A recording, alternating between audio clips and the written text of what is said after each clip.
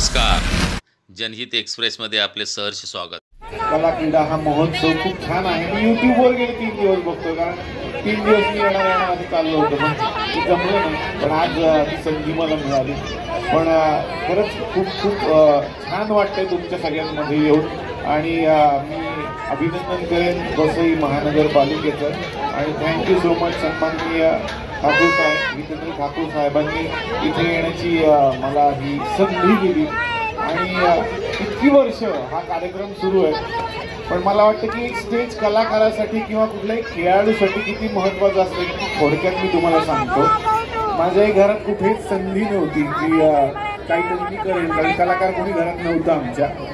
पण इथं कला क्रीडा महोत्सव घडतोय. तसं गणपतीचे जे कार्यक्रम घडायचे त्यामध्ये मी पहिल्यांदा भाग घेतला होता, मला आठवतं. तिथं स्टेजही छोटंसं होतं आणि तिथं काय व्हायचं की काहीतरी सादर केलं की पैसे मिळायचे पटकन. कोणीतरी 5 रुपये दे, 2 रुपये दे.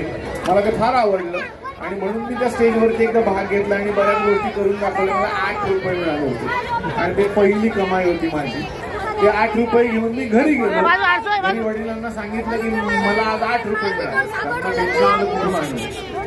ते म्हणाले 8 रुपये मिळाले, काल गणिताचा पेपर मिळाले, त्यात किती मार्क मिळाले? मी म्हटलं त्यात पण 20 पैकी 8च मिळाले. खेळाडू घडून ही माझी इच्छा आहे आणि इथून खूप मोठे खेळाडू घडलेत. हे आत्ताच माझे मित्र देवेंद्र की जे इथलेच आहेत ते मला सांगत होते. तर मला वाटतं की इतकी मोठी परंपरा, एवढ्या मोठमोठ्या कलाकारांनी इथे भेट दिलेली आहे, मोठमोठ्या खेळाडूंनी भेट दिली. तर भविष्यातल्या या सगळ्या कलाकारांना, खेळाडूंना भेटून मला फार छान वाटलं. पुन्हा बोलवा, मी मनापासून येईल. धन्यवाद.